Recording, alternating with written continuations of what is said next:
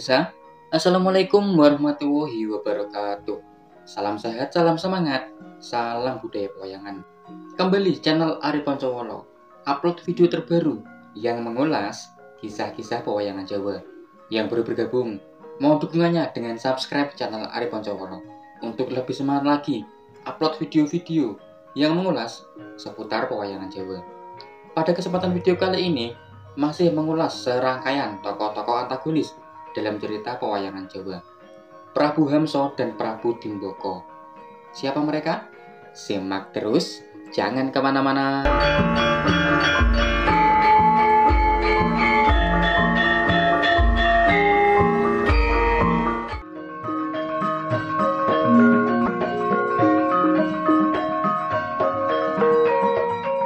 Prabu Hamso dan Prabu Dimboko merupakan dua tokoh pewayangan Jawa yang diceritakan masuk sebagai golongan antagonis dalam cerita pewayangan Jawa.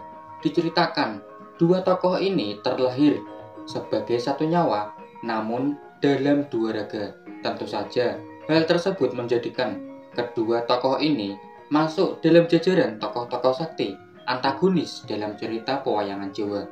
Diceritakan Prabu Hamso dan Prabu Dimboko merupakan dua senopati terkuat Prabu Jorosando yang kala itu terkenal dalam sebuah lakon Sang Jorosando atau Prabu Jorosando, terkenal dengan sesaji Kololodro atau sesaji Rudro. Dua senopati inilah yang mampu menangkap 97 raja pada lakon tersebut untuk dipersembahkan pada sesaji Kololodro. Singkat cerita, Prabu Hamso dan Prabu Dimboko diperintahkan oleh Prabu Jorosando untuk melengkapi 3 raja tersisa sebagai persembahan sesaji Kololodro. 3 raja tersebut adalah Prabu Sri Bathara Kresna, Prabu Baladewa, dan Prabu Puntadewa. Tentu saja Prabu Hamso dan Prabu Dimboko langsung berangkat untuk mewujudkan keinginan dari Prabu Jorosando.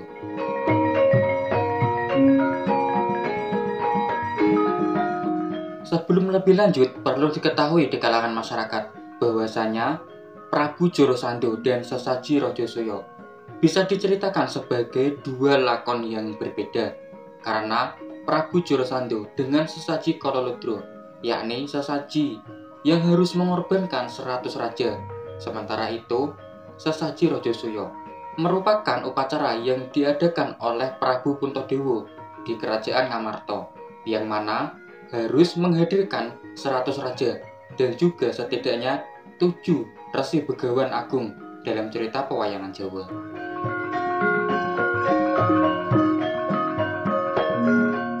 Dalam cerita pewayangan Jawa, Prabu Hamso dan Prabu Dimboko memang hanya muncul dalam satu lakon saja, yakni Sang Jorosando atau Prabu Jorosando. Kemunculannya adalah untuk menangkap Prabu Baladewa, Prabu Kresna, dan Prabu Puntadewa.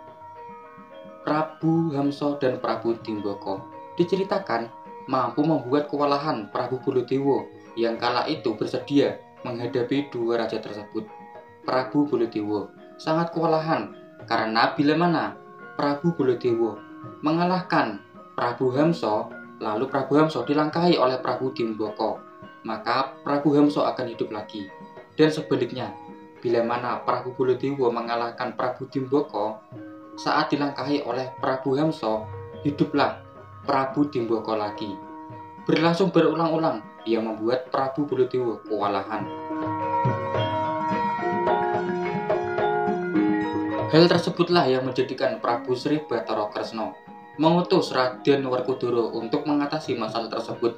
Namun, sebelumnya memberikan petunjuk kepada Raden Werkudara, yakni untuk mengadu kumbo kedua kepala dari Prabu Hamso dan Prabu Dimboko, karena diceritakan terlebih dahulu oleh Prabu Sri Bathara Kresna, karena kedua tokoh tersebut merupakan satu nyawa, namun dalam dua raga. Prabu Hamso dan Prabu Dimboko diceritakan gugur oleh Raden Werkudara dengan diadu kumbuk kedua kepalanya. Dalam pewayangan Jawa beragam sanggit mengenai nama-nama dari dua raja tersebut. Ada juga yang menyebutnya Prabu Kamso dan Prabu Jimboko.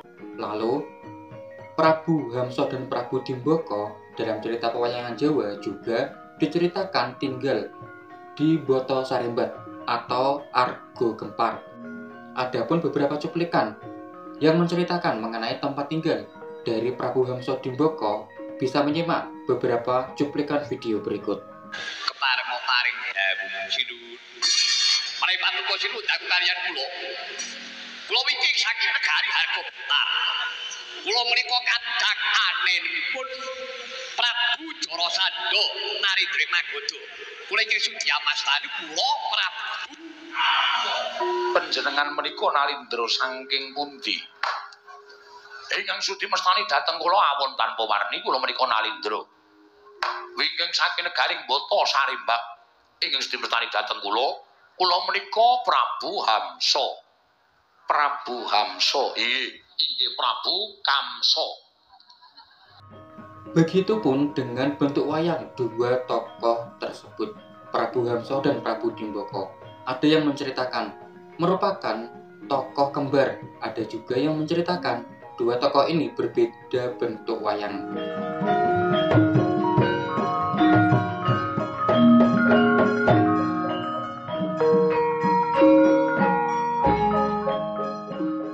Demikianlah yang dapat diulas mengenai dua tokoh antagonis dalam cerita pewayangan Jawa yang masuk dalam jajaran tokoh-tokoh sakti antagonis dalam cerita pewayangan Jawa.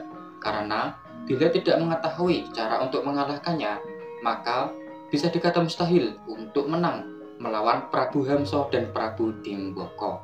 Semoga video ini ada manfaatnya untuk berbagi wawasan seputar pewayangan Jawa. Silahkan subscribe untuk mendukung channel Ari Poncowolo untuk lebih banyak lagi upload video-video terbaru yang mengulas kisah-kisah pewayangan Jawa. Terima kasih atas waktunya menyimak. Mohon maaf karena masih banyak kurangnya. Wassalamualaikum warahmatullahi wabarakatuh. Nuwun.